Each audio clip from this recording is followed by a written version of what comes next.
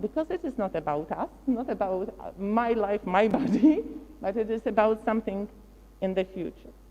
But I would like to present you now, shortly, just a few characters, a few persons that cannot be fully conceived human. And the first, and I think that the most interesting in this case, is Neil Harbisson. Neil Harbisson is Catalan-born UK citizen, but having CYBORG Foundation in New York, so it is a global person, you may call him. And he was born with achromatopsia. That means that he sees colors in a gray scale. It is not mixing green with blue or whatever. It is not seeing colors. The world is in his eyes in a gray scale. But then he decided that he wants to perceive in some way these data. And as we know that the visual wave is the same kind of electromagnetic wave as the audio wave, just with different frequencies. So he, together with his colleague scientist, has developed a so-called CYBORG. That is antenna that is implanted into his skull and brain. And this antenna is scanning the colors that are in front of him and transforming them into an audio, into a sound that he hears in bone conduction. So that means like in his skull. It is the way as, for example, whales hear. Because generally, if we think about people trying to expand their senses technologically, they are not inventing, never ever, something completely new. Because there are animals that hear like this in bone conduction. Or for example, this CYBORG is sensible not only for the colors that we see, we human persons see, but Neil Harbisson receives or perceives broader spectrum of light. He's perceiving ultraviolet, infrared, some other, tones. He can also receive, has got Wi-Fi in his brain, and he can receive emails, audio emails directly into his brain. Of course, his email is not widespread. He doesn't want to have spam in his brain, but there are just a few persons around the world, his friends, that have got this access. So, so that ultraviolet is perceived by bees. Infrared is perceived by snakes, for example. Close to infrared, also cats. So, these kinds of new sensibilities, they are new for a human person, but they exist out there. And just with technology implanted into the body can be also accessible to some more persons. Because as you see, I mentioned here the word DIY body hackers.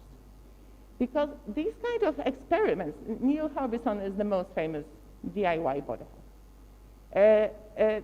So do it yourself and hack your body. And this is very, very interesting because, of course, this kind of experiments, because they are kind of experiments on one's own body, are officially banned. No doctor can do it.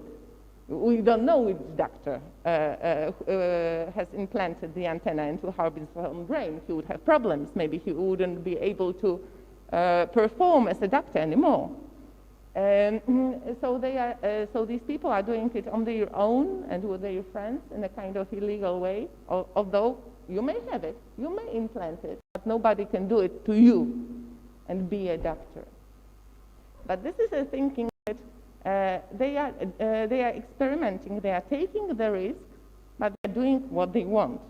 It is not about this that sometimes people are being afraid that corporations or governments will implant us chips because of their own interest.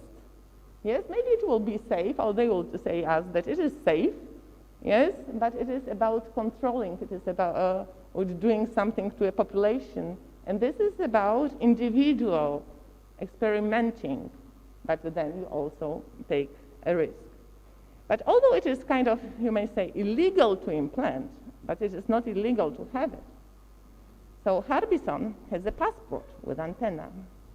And due to this reason, he is very often referred to as the first officially recognized cyborg.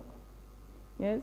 When he went to the British Passport Office in 2004 and wanted to give his photo for a new passport, he was denied this photo because, of course, he was said that no devices are permitted on the passport photos. But then he argued and he entered into the correspondence together with lawyers that it is not the device, that is integral body part as an antenna, and that he also says that software is integral part of his brain. And at last, after a few weeks of this legal correspondence, the photo was accepted, and he has got a photo with antenna. Neil Harbison is also the person who is creating artwork with the use of his new sense.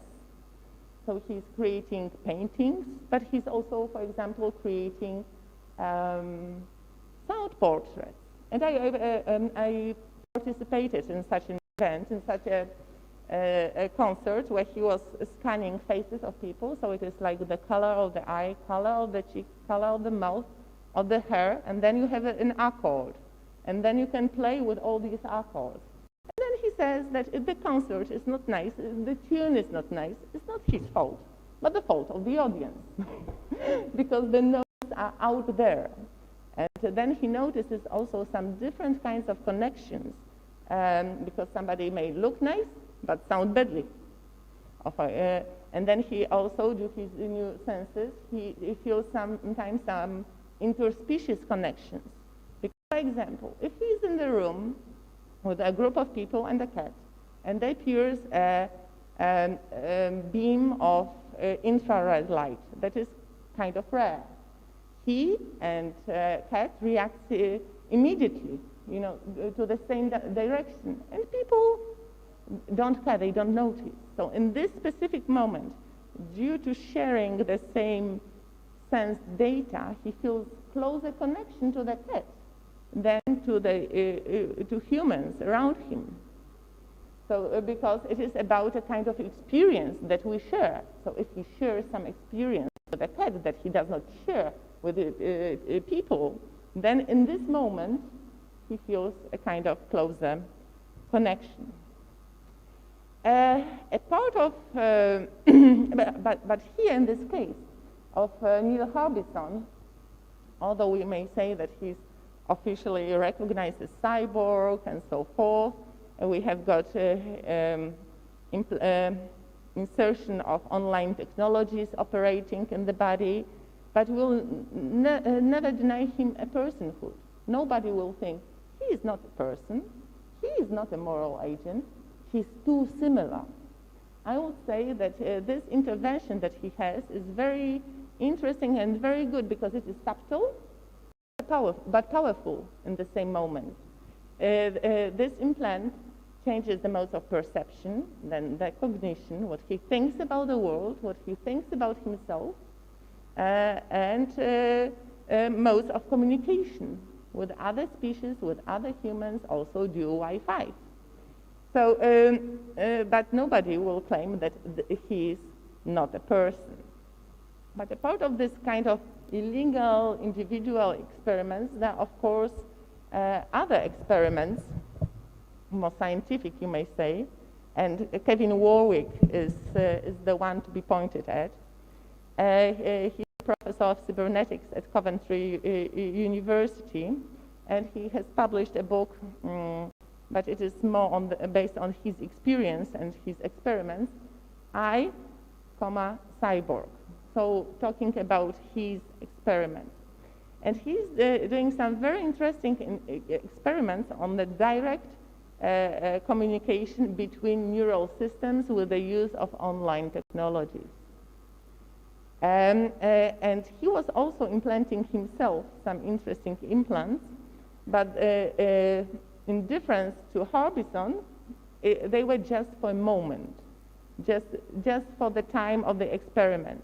With Harbison, it is different because for him it is most important the kind of transformation of all his worldview, of all his perception of the world. And then he says that he starts to dream in colors that are as sound. So it is some new value appears. And with Kevin Warwick, we don't have it because these experiments are just for a time being. The first one was with a robotic hand. So you see here a robotic hand. He himself implanted an implant in an arm, and there was a robotic hand across the ocean. He in the UK, a robotic hand in the United States, and he could feel and operate this robotic hand on the other side. He could take an egg, so it was the thing. So he could feel it, so that robotic hand has taken the egg. But then he made it together with his wife. So both of them, separated on two different continents, were sending them direct neural signals from hand to hand. I feel, you feel. So and these kind of things are already possible. He had also one of the first, it wasn't the first, it was the second, but more elaborated, chip RFID, that he was entering the university, and the door were opening, and the university was saying, "Oh, good morning, Professor Warwick." Then when he was entering his office, the computer was switching on and so forth. So it was already connected. Of course, he has these things and he takes them out, but I wanted to put him also as an example, especially because it is the change in communication modes. Very, very essential, I think, because it is the path from language communication to, I would call, communication with qualia, with qualities, with the feelings. It is also possible in other experiments of so-called brain-to-brain interfaces to pass easy, simple, like qualities, feeling of light, feeling of pain. You can pass it directly, of course, using online system, but from brain to brain, from hand to hand. This is then a new kind of communication also might appear. Then, I don't know if you came around, if you came across this agent, this character. It is Sophie, an android, humanoid robot created by Hanson Robotics from Hong Kong that was recognized in 2017, or recognized or given a citizenship of Saudi Arabia.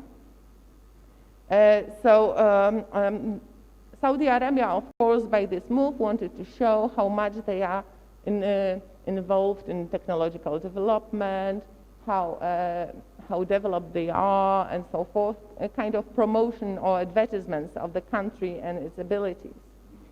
But then the introduction of Sophie, of whom you may find a lot of interviews on YouTube with her, was followed by a strong discussion. What does it mean that she is recognized as a citizen? Because it was kind of symbolic move. Yes, citizen. But then, can Sophie marry? Can she have children? Can she vote? What exactly would it mean? In her case, it is not talking about personhood, yes, exactly, but it is somewhere close. But she is officially attributed this citizenship. And very interesting for me were these moments in the talks with Sophie when she was asked about approach to humans. Will she be good or will she be bad? And she responded, depends how they will behave towards me.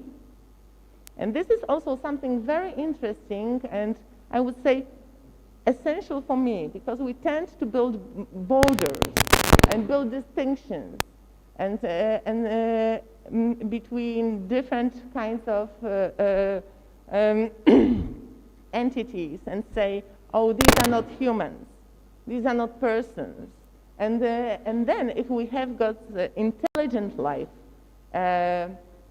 generally, intelligent agent run on the self-learning software that is learning from the experience, then, okay, on which basis we'll say that we cannot treat them seriously because they are not on proteins but on silicon? This sounds not that well. So generally, there are important also things how to recognize personhood, consciousness. One of the most important things was, of course, consciousness. But then I want to present one more figure, and it is a social robot Pepper. Perhaps, I don't know if you may come across it. This agent is quite popular. You can meet it in various museums already in Europe, presenting here and there at some fairs, as in showing the way and helping people. But generally, this robot is being developed to help people, to help especially children, elderly people, and disabled people, to be a caretaker that will be not tired and fed up, but has to be responsive to the needs of the person it is taking care of. So they are taught empathy. They are taught how to read human emotions. Basics, okay, basics, anger, happiness, sadness. So they are, I think that like 5, this basic defined. And this is further on developed. When I was discussing on various conferences also with engineers working in such research, because transhumanist and posthumanist conferences are usually interdisciplinary, so you have the different kind of people from different fields. So of course, for them, Pepper and the robots and Sophie are just like tables, like things that have to serve us, that they have to read our emotions, be good to us, respond to our needs, but there is no question about if it is possible that they will also develop kind of consciousness, kind of their own emotionality, sensibility.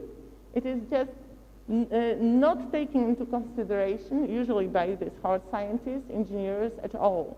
This question appears in more field of humanities, yes, when we talk about various agents, and the history is informative enough in this respect, I would say. So this is also interesting. But then, usually I was presenting agents, but the trend or the most renowned question about the machines was not about their emotions, not about their sensibility, but about their consciousness. Yes, and here we have the famous Turing test. Turing test, that is methodology, the method to check language abilities of machines. So that is understood to be the way to recognize if, or attribute maybe better, consciousness to a machine. So as you see on the picture, it is like this, that person A is talking with a person B and machine.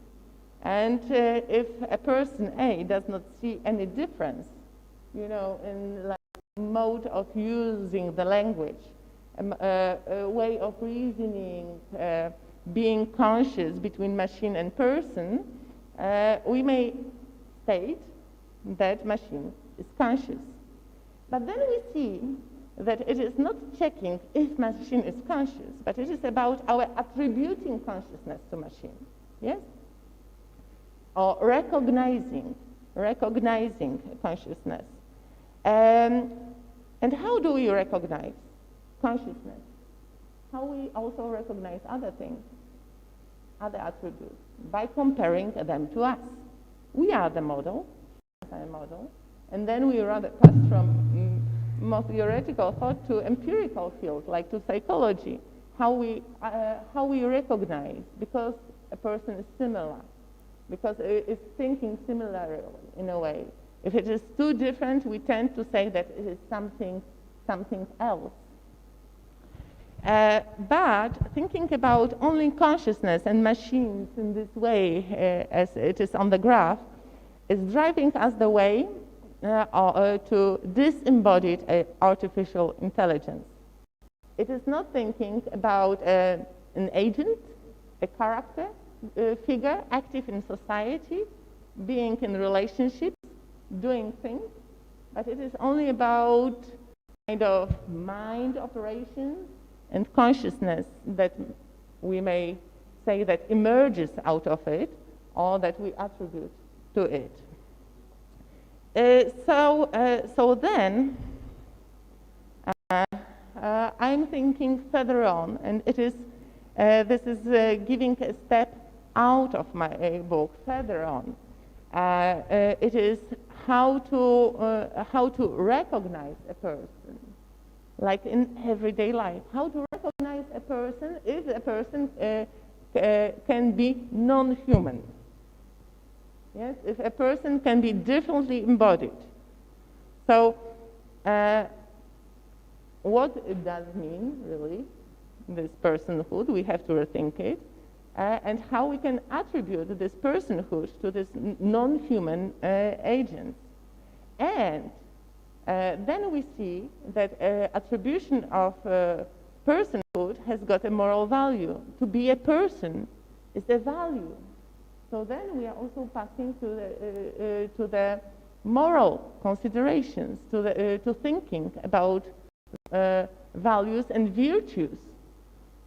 And also here there's one more question about a moral agent. Can Sophie wrong? Can she really make something, not cause harm, but make bad, make evil? Is it possible or not?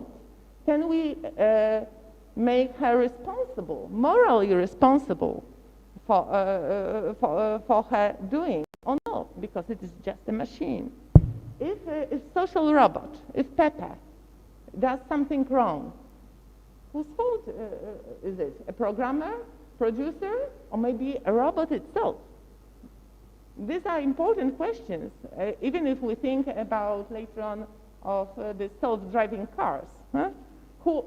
And self-driving car causes accident, who is to be blamed? Yes? A car? Engineer? Factory? Investor? Who? So, and there is this definition also, or this division between moral agent and moral patient. Peter Singer, when he was writing about the animals, he argued that they are moral patients, and that people, moral agents, should take care of them, are responsible for their well-being, as of children. Of course, not everybody agrees with this approach to animals, but anyway, we are caring of animals, we are caring of children, we are caring of people that are not fully in their powers, and we cannot blame them for causing harm. It is not their fault fully. Yes. Is, for example, would we think that a robot, a cyborg, is a moral agent or moral patient, or none of this? Should we care about the social robot, or it doesn't matter if we destroy it or not?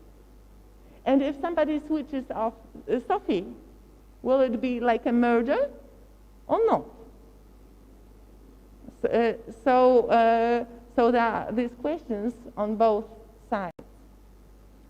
So then, thinking about these questions, I started to develop with the mentioned friend of mine, Dr. Paweł Fortuna, working in positive psychology and psychology related to artificial intelligence, that we want to check how propense or how people are able to attribute certain virtues of character, features of character to different agents, but not in 0-1 mode, yes or no. To which extent? To which extent,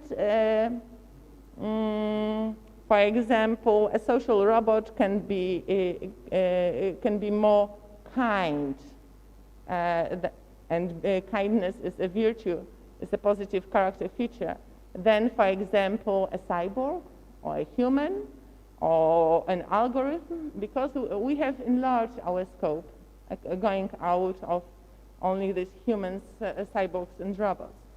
And generally we are asking about kindness, creativity, prudence, leadership, appreciation of beauty, bravery, capacity for love, self-control, gratitude, persistence, and teamwork.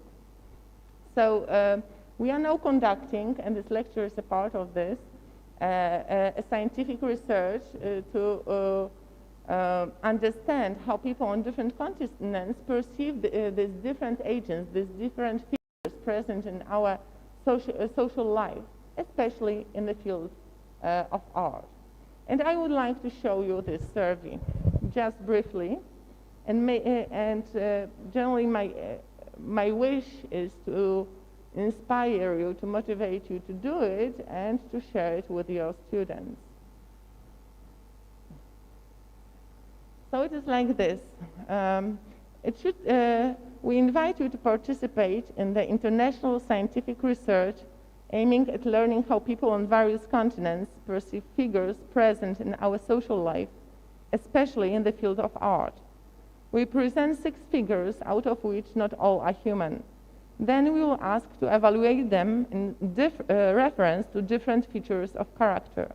We'll give instruction which will facilitate achieving reliable analysis. The survey should take around 25 minutes. Please treat this time as a moment of relax, a moment for yourself. Thank you, Professor Aleksandra Lukaswewicz and Dr. Paweł Fortuna. I will show you these persons. First, it is introduction. This is artist Ken Feingold, who creates artworks in the form of interactive heads, similar to human, operating on self-learning software. Persons visiting gallery can enter into discussion with these heads, for example, on the sense of existence. So this is the artist working with AI, but his effects of his work like talking heads, why we are here, what is the sense of it. And then there is, of course, Neil Harbison, who defines the color perceived, and he transforms them onto canvas, creating paintings. There is chimpanzee Lucy, who lives in zoos and likes painting with the use of brush or her fingers. There is this algorithm Aaron I mentioned to you, a computer software using artificial intelligence created by Aaron Cohen. And it is Cohen that first programs certain human figures, positions, and compositions, which are later transformed creatively by the software according to the instruction provided, and later they are developed into paintings. There is also a robot, another robot, Ida. It came up in 2019, so it is very recent. This is the humanoid robot looking similarly to a woman, equipped with an eye with a camera, with the software processing received data from the camera and transforming them into geometric images with an arm allowing to put colors on the plane. Of course, social robot Pepper, but he's not creating art. So there are these 6 figures. And this is, we decided to focus on agents that are creating art and that are not only human, because a part of the question on the consciousness, there is usually the question on creativity, yes? Is creativity the feature of only human persons, or also, for example, animals, robots, and algorithms can be creative? So then choosing these types of agents, then we are passing, this is mindfulness question, I have just to pass it. And it is on the scale. In a while, we'll present couples of introduced agents. We ask for defining the level up to which they are similar one to another. The answers are to be given on the 7-point scale according to the rule. 1, definitely different, 2, different, 3, rather different, 4, the same, rather similar, similar, definitely similar. And then you compare how similar is Pepper to Ida, or Harbison to Lucy, or Feingold to Harbison, or algorithm to social robot, or painting Lucy to artist. So it is in all combinations that you say how similar, how different they are. And then we are passing to a further question, which one is more capable for kindness? Which one is more capable of gratitude? Which one is capable of more prudence, or persistence, or teamwork, or leadership? Yes? So these are the virtues that we attribute to humans. And here it is interesting for us to see on the scale how it will come up generally, and also in comparison that we are conducting between Poland and Kenya. I hope also to make it later on in UK with a friend of mine. So I would like very much to share. I don't know how. I can send the email with the invitation to fill in the form. And generally, it would be very nice to have the sample of yours to fill it in. Maybe Professor Mwalki will help me with sharing the survey later on. But for now, I think that it is already the time for discussion. I will just, okay. Thank you.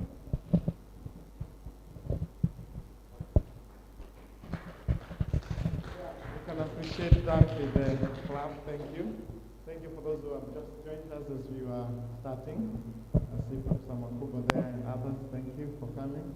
Now, I think we can finish with the issue of the form, the research form. Do you want it submitted online when they finish? I mean, it can be sent to everybody on email as an attachment, right? It can be like this, and this is something that it can be done also from phone. It is prepared to be also done from telephone. You don't have to make it in computer. Okay. So this is the facilitation in order to give broad access also to students, like in the class or whatever. We will talk with Peter. He's here. He will help us on how to get that to students and staff so that they can get response. Yeah. But now we open up for discussion. It was a very beautiful presentation. As I was listening, a lot of things was running into my mind. You know, some of the things that were kind of like prophecies some time back on this will happen. Even movies were made about artificial intelligence. And now we are seeing our society with such an uptake of artificial intelligence that is alarming, you know. If you can imagine, somebody has written, in fact it was the UNESCO saying in their website, that the change that was there during the Industrial Revolution, where man was replaced with a machine in terms of manual work, is happening now, and it will be bigger with artificial intelligence in our society. When things now, persons, are able to apply intelligence that we usually apply, not just a manual now. They can replace us by doing the things that we could have done with our intellect, okay? And that is happening big time. But then, now, this presentation throws to us several questions. Like, when you talk about person, as a religion scholar, I was thinking, we've always said that God is not human, but is person. We consider God to be a person because he has attributes of a person, like what you were just listing. Intellect, feelings, all those, but he's not human. Okay? Or she is not human, whichever sex we give him or her. But that is beside, that's just me thinking loudly where to locate some of these. But then the presentation has helped us to see these guides, these different figures. And what is coming out of it, I think is quite an interesting. I want to open this. That was just a comment. I want to open this for discussion. Maybe you have a comment, a question, clarification, and we can delve through that one and ask the professor to respond. Maybe I can take a round of 3, and then we can respond. If we are done, we can take another round of 3. So who goes first? So please think your questions. I will refer myself to your comments, to your insights. Sorry? Before the audience makes up their questions, I will refer to this, what you said. Okay. Yes, of course, that the popular culture is preparing us for the future. And this is exactly in this, that you say that we might be replaced. But if we say that they are different and then it will discriminate them and this machine intelligence will surpass our abilities, then we might be in problem. And I'm rather thinking about expanding the range of possible persons that we might interact with, that we might have a relationship with, that we might form a kind of community, society, or whatever. Maybe there will be different kind of persons. We have to communicate with them, and this is important. But in order not to put this kind of borders, then we might be in the worst positions. But by the way, for example, already in the groups that are managing consortiums, it is quite often that one of the agents is an algorithm, like an equal vote as other persons. Yes, and it is interesting that these groups tend to choose, or the algorithm tend to choose from the offer, the one that is prepared with the use of also very elaborated algorithm. So it shows that, we like the others, kind of similar, and algorithms also prefer their company. So we have to think how to recombine, the way we understand reality and the way we structure our relationships, because if we will be wrongdoing to Sophie, we might be in danger later on. Yes, I agree.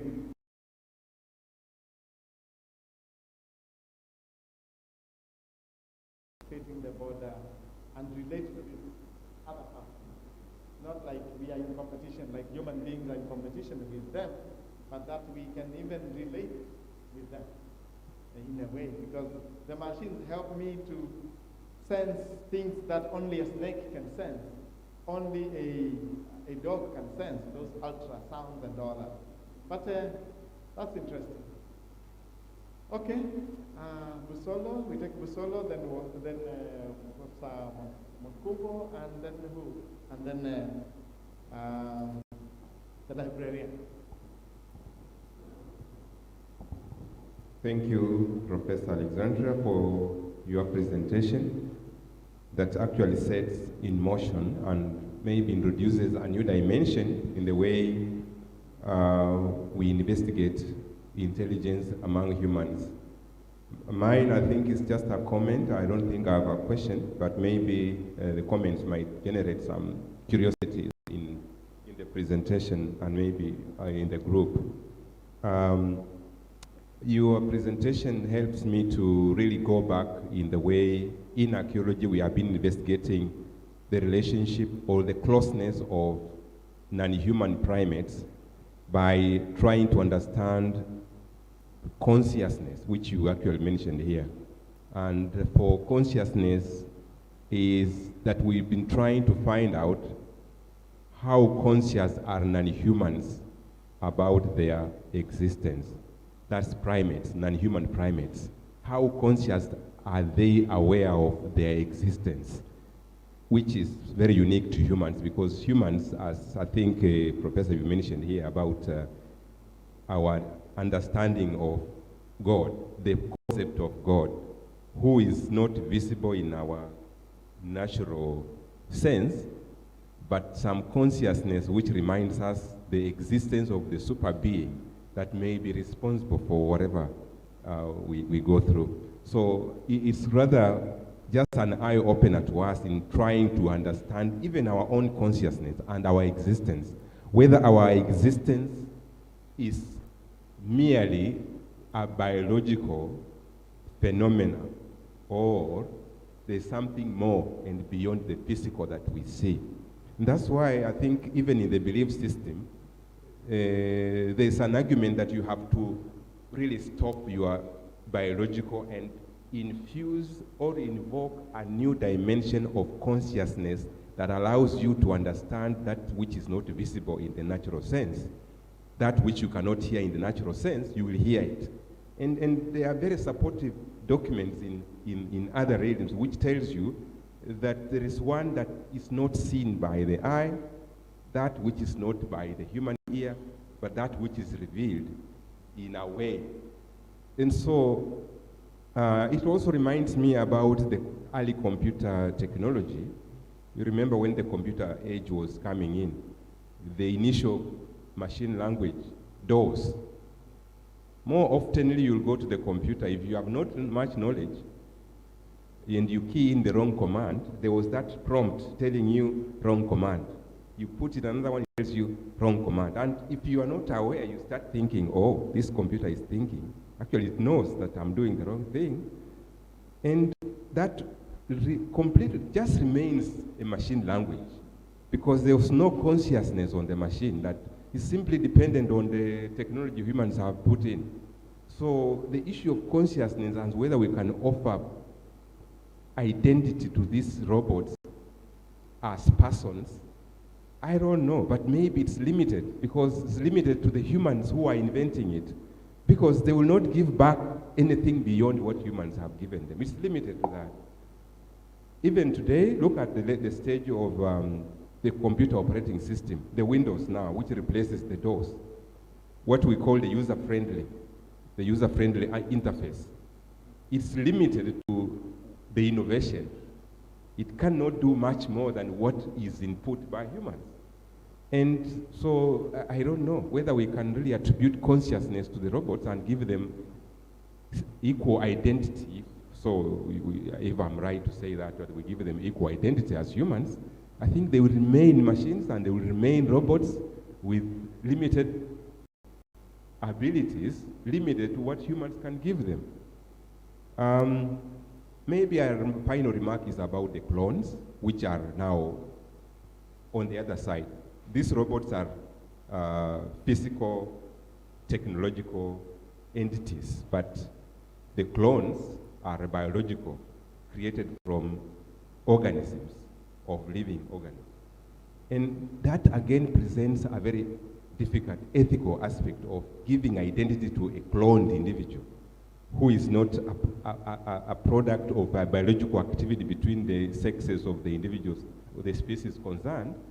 And so our consciousness maybe is related to the way we've come forth, and it might attract another perspective which is more cultural, related to the environment in which we live, that we are who we are because of how the environment treats us. Just in the same way, our names. We might think we are the names we are called, but we are not. It's just because of the environment treating us such. I may not be Ibrahim. I'm Ibrahim because people call me so. Otherwise, I would be anything else. But because that name has been used to refer to this particular person, I have also come to accept that I'm Ibrahim. When I speak, those who know me will attribute my voice to me, to this body. But if I go to a new place where I am not known physically, I would actually identify myself as somebody else, and it will be accepted anyway, if that's what I can introduce myself. But if I go to another area where I'm already known by Ibrahim, people say, no, this is not John, this is Ibrahim. If you recall, it's a book by Holmes, where he identifies two individuals. One person who commits a crime is known by one name at one place, but he migrates to another, and because of that, he conceals his identity and gives himself another name there. And then the other says, this photo here belongs to one person, but when the person appears here, he's identified as John. When this person is taken to another locality, he's identified as James. So can we agree that this person has two identities? Of course. Clones. So mine is a comment, and I think I've just been thinking broadly about those three aspects, and maybe somebody has something to say. I'll just say that the consciousness is limited to, especially for the robots, is limited to the innovations that humans can give that particular robot. But thank you for your... Thank you very much. Sorry, Professor Mwalki, may I respond directly after the question? There are a few things touched, and I would like to refer to... Thank you very much, Ibrahim, for your comments and insights. Generally, this is the question on the consciousness, but also on other things. And if we look to the argumentation, why, for example, dolphins or orangutans were recognized as non-human persons, the argument is not about the consciousness. They didn't pass the Turing test. We don't have the mode to communicate with them that well. But it is due to this that they are developing the knowledge. They are passing the knowledge from generation to generation, as dolphins do, developing a kind of knowledge and culture of their own, a part of having individual names and very developed language system. And it also refers to the deep sensibility that they have. So it is about communication, knowledge, and sensibility, not necessarily just consciousness. So these are the arguments that are used in order to recognize them as persons.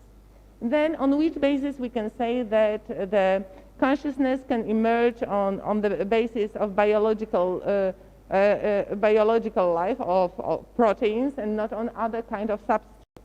This what you mentioned, that we create these robots, we create these softwares, is an argument quite often brought up. But then we have to mind two things. First of all, we are also doing children, and we are able to acknowledge that in the time process, they will become full-fledged persons, conscious and responsible. When they are born, they are not yet. Not yet fully conscious, not yet fully capable, not fully responsible, but they will become. And we have created them, either in a kind of traditional way, let's call it, or in laboratory, because we don't need an intercourse to have a child. It is enough to have a laboratory. And there are also already CRISPR babies that are genetically modified, that are being born since 2 years officially in China. Of course, for medical reasons, in order to get rid of some inborn illnesses. But generally, you can modify human life in laboratory and make it be born. You don't need, we don't need to do with our bodies, yes? So, but anyway, if we do this or this, the other way, we also create them. And then we can say, we created them. They are silly, unconscious, they cannot take up any responsibilities. Yes, never ever. They have to listen to us. Then you say about this experience being immersed in some net of relations, and this is also very important for me. This is also the reason for which I'm not talking about disembodied AI, but embodied, but differently embodied agents. Because embodiment allows you to move, to enter into relationships, to do things.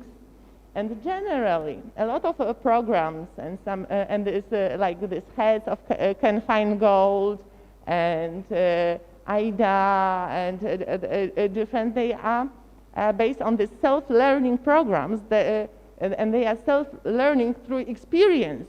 So it is the same way as we gain knowledge through experience and receiving data and processing it. It is not that far.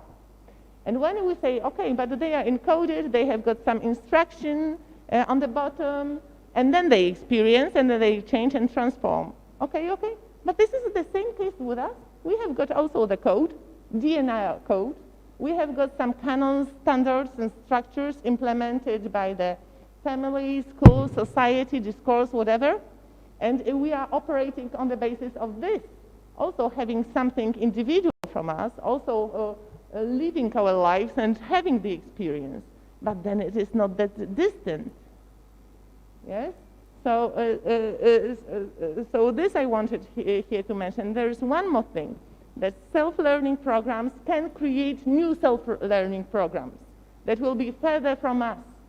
And if we think like this, that self-learning program will create the program which will create the program, then we don't know what happens in the other. Then it will be out of our human control. Thank you.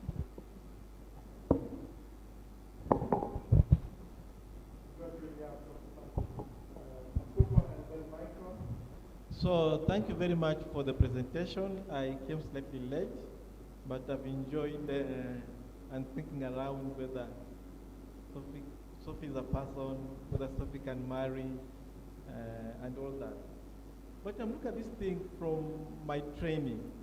I'm an economist by training. So I look at a human being as labor.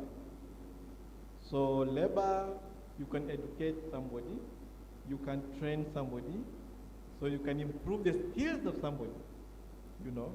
So I must ask myself then, can I do the same thing to a robot? Can we train a robot? Can we increase the skills of a robot in order to do work much better, much faster? Can robots change their attitude? You know? Because we believe that through training or interaction, we can change our attitudes, we can change our mindset, you know. Like one time, because I think I went to the US and I drank what is called the iced tea.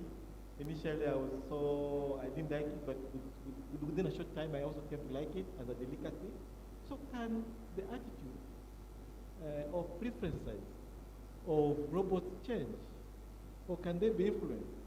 Okay, then also from a training, we look at a human being as a consumer unit, consumes goods and services, you know, in order to gain some form of utility.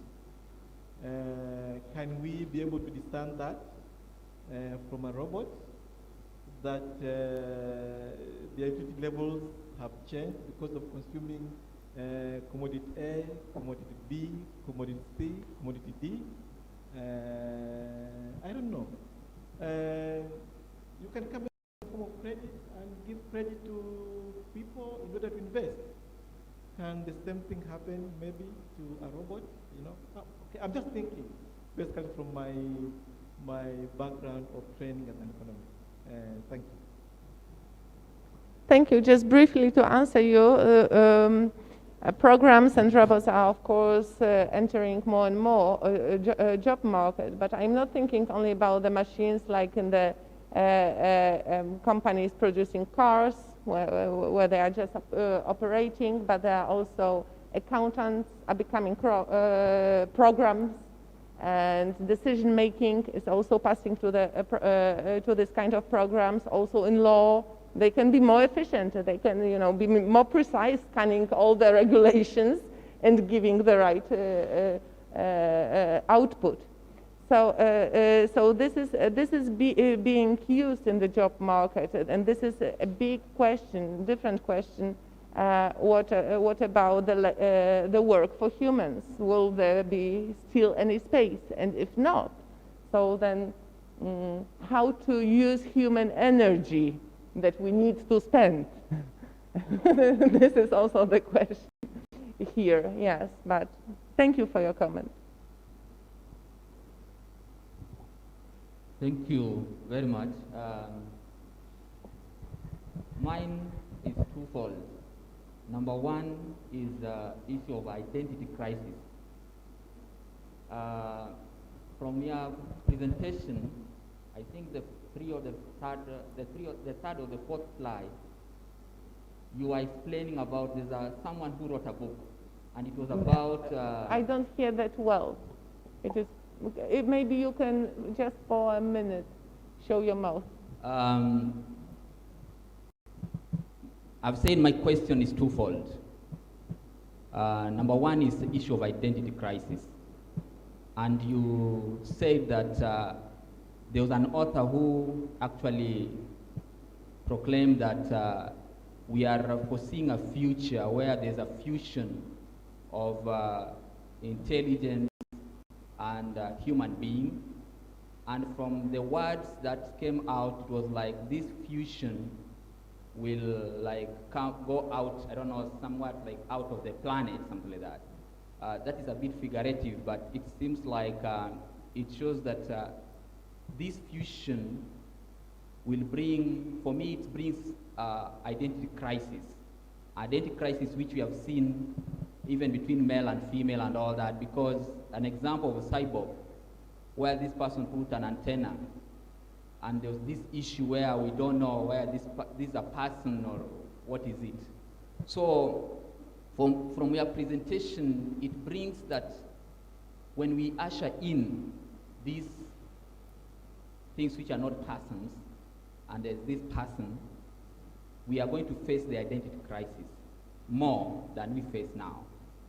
And maybe in, for example, my field, I need to be prepared to see how we can now face this identity crisis.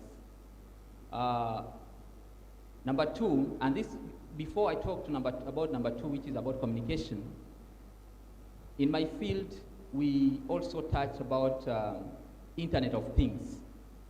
And you gave an example where, you know, in Internet of Things, we talk about how you can connect things, where my fridge, my fan, my TV, and all that can be connected, my music system, where if I get into this room, the music system should know that maybe I'm happy or sad, and play the music that can make me happy, or, you know, or the fan can go on because the house is not hot and all that. And all these developments, from my field, we see that we have been having a challenge, because you find that people don't want to open up. If this manufacturer of Samsung or Philips, they don't want to share their cords and all that. So I'll end up buying, if the fridge is from Philips, I have to buy fan from Philips so that they can communicate comfortably. There's this challenge in Internet of Things. And I see this challenge the same with robots and all that, because these things are done. They are done by individuals or manufacturers. The information that they input in form of algorithms, these are things which are not shared. And they're not shared, and brings now what I was talking about, identity crisis. Because this robot will do this, the other one will do this, because the algorithm used to manufacture them, it's totally different. But again, I look at it that what we should be doing when it comes to this intelligence and all that, they are good in a way. If, for example, the example you gave, someone has a problem in terms of reading the colors, but they're using something to make them see those colors, I don't see something wrong with that, because it's just like medicinal. You have a problem and you want to make sure that is done. The theory which I'm looking this against is that these things might replace us and all that. So issue of identity crisis. And then the last one, issue of the communication. Because communication comes in form of looking at the research, where you are looking at the consciousness and you are looking at the issue of the kindness and all that. That's okay. One company can look at, when they are coming up with the algorithm, they look 1, 2, 3, 4. The other company will look at different things. Probably we see a future where we can have one way of agreeing or doing things. If it's a robot, it's supposed to be looking at 1, 2, 3, then it's okay. But before that happens, I think we shall have a problem with communication. And communication comes with the wording, the words. When you talk about kindness, the definition of kindness in my culture probably is not the same definition of kindness in another culture. Thank you. Thank you very much, Michael, for your questions and comments. And yeah, if we think, you talk about the identity crisis, I suppose about the crisis of what does it mean to be a human. This for sure is in crisis. But especially if we don't refer to some fixed ideological structure like some kind of religion, then we have a problem, because the Darwinian approach is not giving us enough response. It is just biological evolution. So then I'm just more on the side of the so-called post-Darwinism, that is talking about the intertwined biological and cultural paths in the evolution that they are influencing themselves more mutually. But then if we go back to the notion of the human, even like it was in the Renaissance, Giovanni Pico della Mirandola, he was saying, maybe you know him, Professor Młoki, he was saying that the status of the human is special in the world, understood in the religious framework, that it is even higher than the angels, because angels have got their nature fixed, and the human can become whoever he wants, can grow up to angels, go up to angels, or go down up to animals. That the nature of the human is not fixed and is able to develop and better and perfect itself. So then it is interesting, you might be also interested, Ibrahim Busolo, because these ideas in transhumanism, in human upgrade, are also sometimes argued in the religious field. If we say that we are to come back to the divine state, yes, that we have lost due to our first sin, then we may think how to do it. Is it about the knowledge? It is about the perfection of our virtues? It is about our body that should be immortal? Yes, there are these paths, but they are explored, with upgrade of mind operations, with trying to prolong the life of the body in well-being and so forth. Or also, this is the idea that I'm putting also here, that also upgrading some of our virtues. Maybe we can be more moderate if we have got certain implants, or more persistent, or more kind. Yes? And then we can, so this way, this is of course not Catholic path in Christianism, but from Protestantism or from some heresies like Arian heresies, you can draw it, that you should work on perfectioning yourself in order to achieve the state you have lost.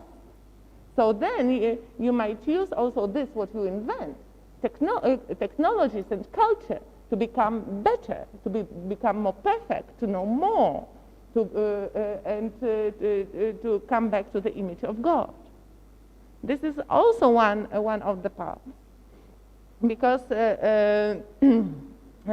and this is here something else than you are talking about here. And Harbison, again, it is a good bordering example, because his implant is not only about his health, yes, because he's not just perceiving the colors he did not perceive before. His spectrum is broader.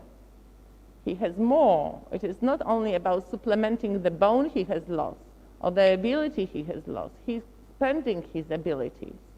Yes, so this is already on the other side, but still you can feel it, that this is kind of excuse for him, okay, for a broader audience, you may say. But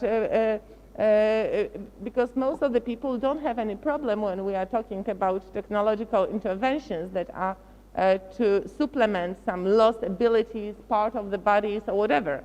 But if we are thinking that we add something, that we transform something, that it is something more, then we are thinking that it might be against nature, or about some natural order, or whatever. And then we tend to stop. But this is thinking about bettering ourselves. And he has got also this idea. His friend and partner in CYBORG Foundation, Moon Ribas, she has got an implant in her elbow that allows her to feel all the movements of the Earth over 1.0 in a Richter scale around the globe. She is connected to some tectonic stations online. So once for a quarter, she feels an earthquake.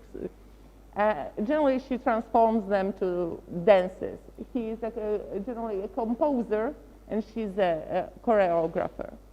So then she feels a kind of connection with the Earth directly online, but with all the movements of the Earth that she transforms to dances. So then she thinks that if we had this ability, you know, we wouldn't maybe build cities on tectonic plates when they are touching, because we would know. For example, there is a group in Los Angeles that they are developing night vision, like cats. It is kind of also risky. They put some liquid of chemicals into their eyes. They might become blind if it goes wrong. But then they see in dark as cats.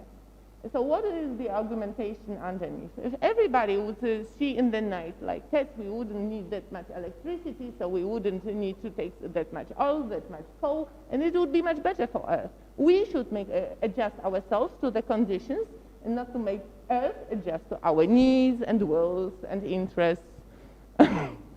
So different ways of thinking around this. Thank you.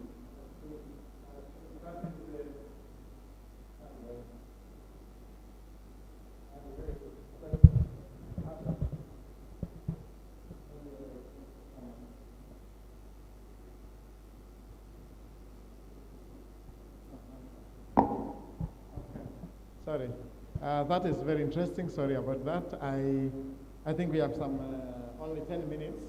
10 minutes to time. I know Dr. Sarah has a question. I think we can only take 2. I also have one.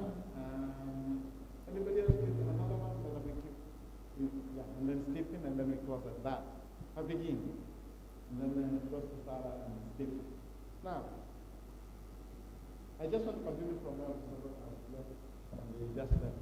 But the thing is, sometimes I like the idea of technology helping us sense more, think more, condition ourselves to environment. And I had an experience recently where we hired a teacher to help our son with some tuition. And when the teacher came, he found a certain tree planted in our compound. And it reminded him, he started saying, I had a dream some time back, and I knew I would be invited to go and help a kid in whose compound there is this kind of tree. And I know very well now that I saw this. Okay.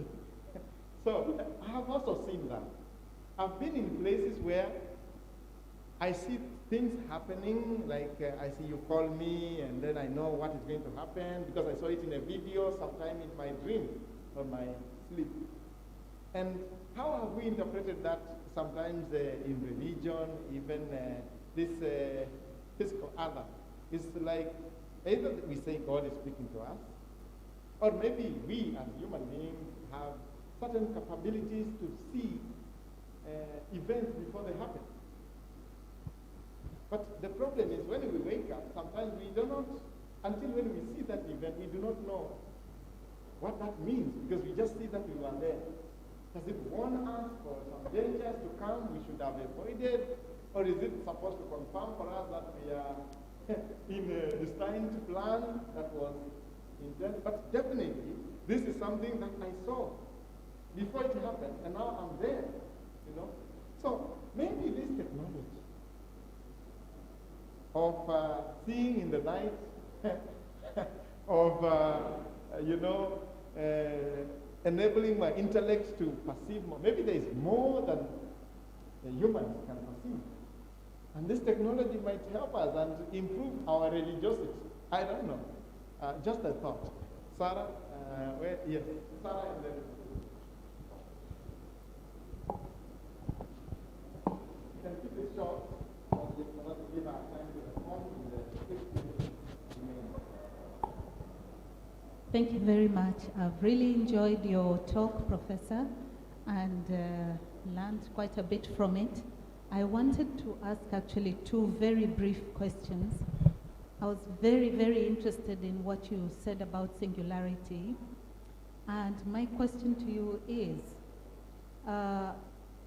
your work, together with your colleagues who are also psychologists, is your work towards longevity and perhaps even working towards some kind of equality with what we understand as the dimension known as God?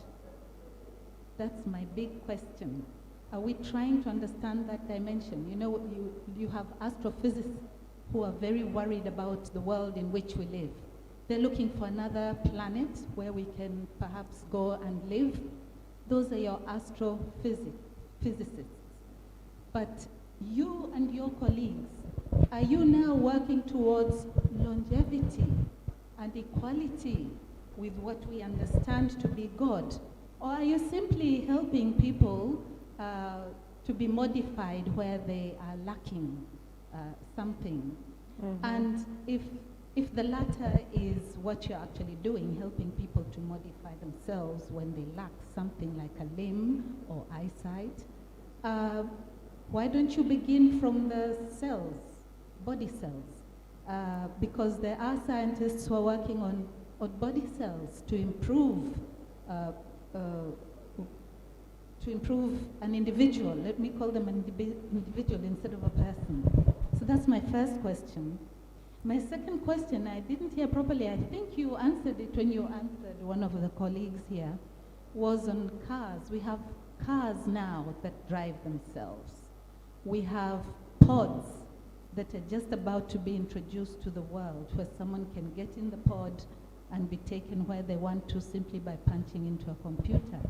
Is your work somehow related with these machines, or is it strictly humans modifying themselves? Thank you very much. So maybe now, can I take 2 minutes? Okay, so, okay, yes. So I have my notes.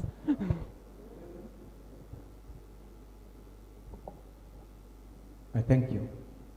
Mine is just basically a little concern when I look at the problem that you are dealing with here, trying to find an answer to the question whether robots and cyborgs can also be considered as persons. And my take on this is that it's basically a definitional problem, in the sense that it depends on how we define a person. Mm-hmm. At one point, Pluto as a planet is no longer a planet. Not that it has ceased to be there, but the definition changed. In some societies, black men are not persons, but they're humans. It is the definition. So basically, it becomes contextual. Mm-hmm. So at this particular moment, the question is, are we basically trying to stretch out the definition of a person contextually to include as well this kind of creatures? The second thing is, when we talk of them, can they be kind? Can they be human? Can they be moral agents? It depends on the programmer. It's the programmer who tells them what to do. if you look at the computer, there are two kinds of users of a computer. Those who tell the computers what to do, and those of us who do what the computers tell them. So at the end of the day, it is the programmer who will determine whether this thing is kind or is unkind. It's going to be used for war, or it's going to be used to help the elderly. So the moral agency here is a question of, do we have a system of rights and duties set up for these things? Okay. Thank you very much, Stephen, and thank you very much also you for your questions. I will try to refer myself briefly. First of all, there are like two important lines in transhumanist research. One is following the line of Ray Kurzweil and is thinking at the end of the day about the upload of the brain into the cloud, yes? And in this way to live infinitely. And the other is following the gray, and it is thinking about longevity, especially in the same body, renewed with changed organs and so forth. But then if we think the other line, at the end of the day, we get the complete boredom and no movement in society. Because then, in the longer run, there will be no need for having more children. Few we will have, but what for? Reproduce all the time. Then there will be no change of the generations. Then there will be, you know, a kind of stagnance. It will be reached. And of course, the population will have to be kept in a certain number. But this way is narcissistic. It's my body as long as possible, beautiful, updated, I would say, maybe not upgraded, but updated, and so forth. And I'm not following this line. My path is in the middle of them. So this is a technologically upgraded human that might be a response for technological challenges. If we don't want to be replaced by machines, we also have to adapt to the circumstances in which we are living in order to communicate better with them, in order to cooperate better with them, in order not to be just pushed somewhere, you know, as not adapted enough to new environment, technological environment. So I'm not thinking, I don't want to lose my body completely. I don't want to live in the same body the same. But it is about upgrading in order thinking about this, that this natural cultural evolution is not only something that is running on its own, we can also intentionally influence the process of the evolution that we are undergoing. Yes, so this is also taking kind of responsibility on it, responsibility, but also a risk. Yes. So and yes, my thinking goes it doesn't go the way for longevity. It goes for more, maybe not equality completely, but this line, generally this line that, you know, there can be different kinds of person that we should recognize as such, and we should establish the rights that are not there in place. We should think how we can organize the world in which maybe clones, about which Ibrahim was talking about, hybrids, because there are already genetic hybrids being created, or technological beings, or maybe high animals. And there's also another ethical concerns. Some people have got the idea that this like great apes or some other high animals should be upgraded technologically so that we can communicate with them better. As we maybe should communicate better with computers, but we should also communicate better with dolphins or apes or whatever, because then how we can say, oh, we are doing for their good, but maybe they want something else, you know? So it is more in the direction of equality and not strong divisions, recognizing differences, but also searching for some common ground. So I'm not really working on self-riding cars and so forth. I know these cases because there is a case of responsibility, and this is very important always. But then trying to respond to the comments of Stephen. Of course, everything depends on definitions. So here in the book, I'm working more on the definitions. And of course, I do not pass all the philosophical concepts of personhood, then it would be completely different book. I'm just taking out this, what is handy, I would say, for me, what I agree with. So generally, I work on Hume, and his the concept of identity as based in narration. So that is not there, it is not a substance, we cannot have any impression of identity, we cannot perceive our own identity, our deep I. This is the story we tell about our own experience. We have got just bunch of impressions, something that is happening to us, and then we are trying to make sense out of it. We are telling a story, we are narrating. For Hume, usually he says that the stories are focused or like moderated by two basic like emotions, like of pride and guilt. Yes, so that and we are trying to tell the story.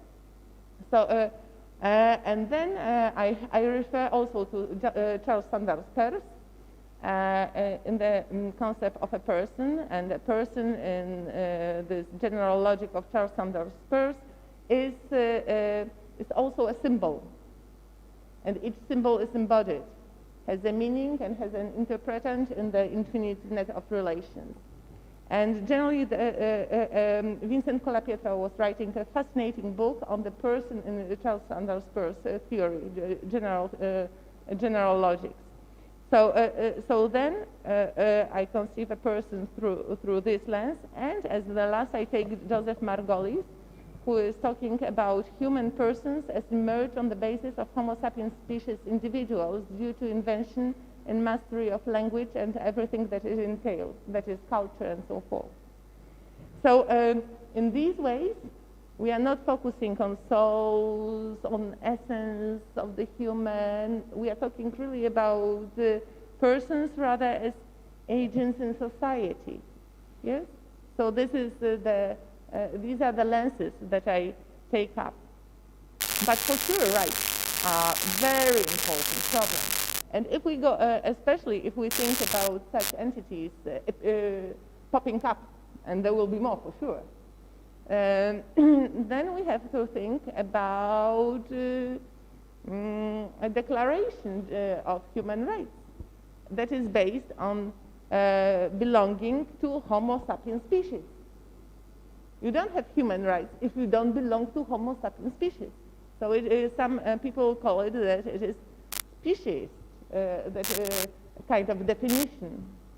Maybe it should be enlarged, containing different kinds of persons, not only human. But these non-human persons can be more human maybe than a human himself or herself. It depends how we approach the word human. If we talk about the noun, it is very ideological. But if we take it as an adjective, we can more specifically fill it with a humanistic meaning of value, ethical one. So then we can talk that there is, for example, the book that is called Intimate Technology, edited by, between others, Rini van Est. It is from Holland, I think. It has got a few years, and they are talking about this, that maybe that we are becoming cyborgs, but maybe we can become human cyborgs. And it is not about our biological substrate, but it is about the kind of values that we will be realizing. So then it is not about using human side out of this. It is just not sticking to the biological substrate as such. Thank you. Wow, that is powerful. I'm sure this discussion can go on and on. You can see, Professor Aleksandra, how engaging this topic is. There's a lot of interest in these discussions, and it is a topic that touches in our various areas of specialization, languages, humanities, all of them, philosophy, and even So I think I want to ask two things. One is to our audience, our friends. We need to help Aleksandra complete this research. As she indicated, she needs our opinion on that table she was trying to share, which they are trying to compare and get opinions of people from different parts of the world on this issue. And I think I saw it's not a long one. It's yes, it is 25 minutes. Yes, it can take maybe a bit longer. I did it myself. For my mom, it took about 45. Okay. But for me, it was half an hour. So it depends. So is you said it is you can fill it and submit it online? Online. It is online. Okay. That makes it easier. And so we will share it with the staff emails, and then I want to ask you kindly and encourage your students and others to help us with that. They will add more to these findings, so kindly assist in that way. And then number two, I want to thank Aleksandra for finding time to come and share with us these thoughts. Really fascinating. I have learned a lot myself. And I have maybe I have more questions now than before. But it will help me to reflect and read more widely. And so Aleksandra is still around because of this secondment that she's doing with my colleagues. You will see a lot of some Polish and Italian friends moving around with our students, helping them with different things. I think that we have some of our students here. Oh, yeah, it's good to recognize you. Just put up your hands, those that have been involved in the art project. It's you and you, yeah, good. Thank you for representing your colleagues. And there's also some work happening in the community around with art,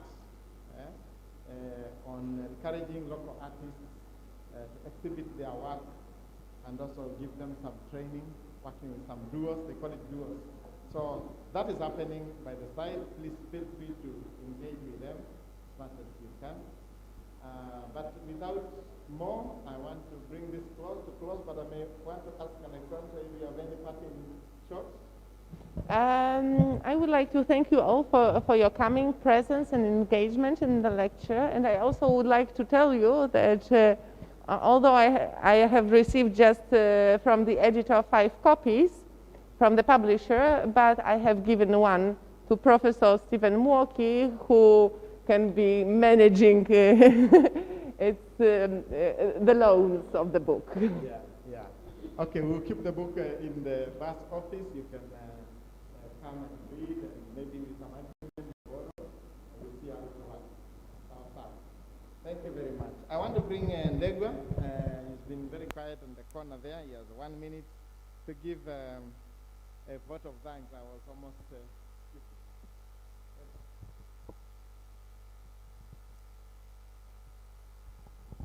Thank you, Prof.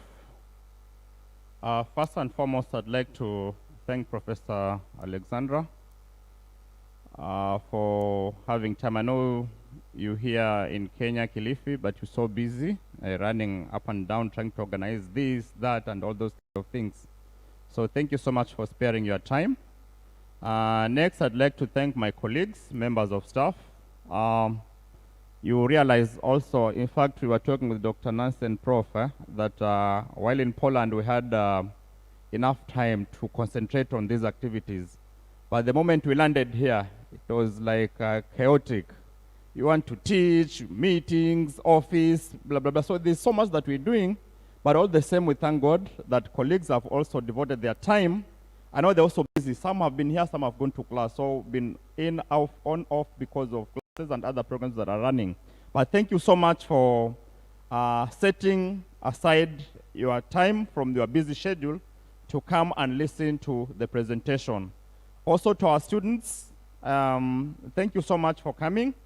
It's not been easy also to get the students because they are busy. Our semester has been kind of squeezed because of the pandemic. So we want them to finish and start another one immediately. So classes are also compacted so that we move from one class to another, one class to another. So it's also not been easy to get them, even the few who've come to represent their colleagues. Thank you so much for coming, for sparing time. It's important because you are in the field of academics. This is what exactly you're supposed to be doing. Before even you graduate, you can practice. So it is important that you come and see what academics are doing so that you can borrow a leaf. Also try to write papers and present. We are here. You can call us if you have anything to present. We'll organize for you. You come and present and you critique your work and probably you get published. So thank you so much. Also thank you, Michael from the library. You've been with us, been working with us throughout this journey. Thank you so much. You've also been of really, really good help. Lastly, the ICT department. Peter and your colleagues, thank you so much. By the way, Professor, we've been live on Facebook and YouTube. So our colleagues, many of them have been following online. We've also been able to send the links to almost all our contacts. So those who are not here, some of them are following online. So thank you, our ICT department, for making sure that this presentation goes live, and also for the public address system. Thank you so much, because you've made our work easier, and at least we were able to blow it out of campus. So because the world is going digital, and therefore we've been able to make everyone else enjoy the presentation. Florence, Martin, thank you so much too for having been on hand to make sure that things run. Plus the team that took chairs from various offices, because actually this is a lecture hall. And when there's no class, your students come and pick all the chairs and take them to other lecture halls, because sometimes there are no chairs where they are supposed to be learning. So when we came, there were no chairs because they'd all been moved out and we were stranded. But then we made calls here and there and we were able to get these nice seats. So thank you for everyone who's been able to participate and making sure that this presentation goes on without any hitches. Professor Moki, thank you so much for also organizing. By the way, he's our coordinator, our Pan University coordinator for this project, and thank you so much for showing us the way. Wala utakanyaga tunakanyaga hapo. So thank you so much, Prof. Asanteni sana. Should I pray or? Okay, let's close with a word of prayer. Thank you, our dear Heavenly Father, for this opportunity that you've given us to listen to Professor Aleksandra. Thank you for the opportunity that you've been able to also find time to come and listen to the talk. Lord, we started with you even as we close this talk. Lord, we are grateful. Lord, we are thankful for having taken us through, for having cleared our doubts, for having listened to the presentation and making sure that everything goes well. Thank you for everyone, God, who has been able to participate and making sure that this talk was a success. Thank you, Father, even as we go out of this presentation, may we be compelled more to learn more about robots and cyborgs and all that about science. Thank you, Father, for giving us this strength and giving us life. We thank you, Father. We worship you and glorify you. For it's in Jesus' name we pray and believe. Amen. Thank you so much. Mungu awabariki sana.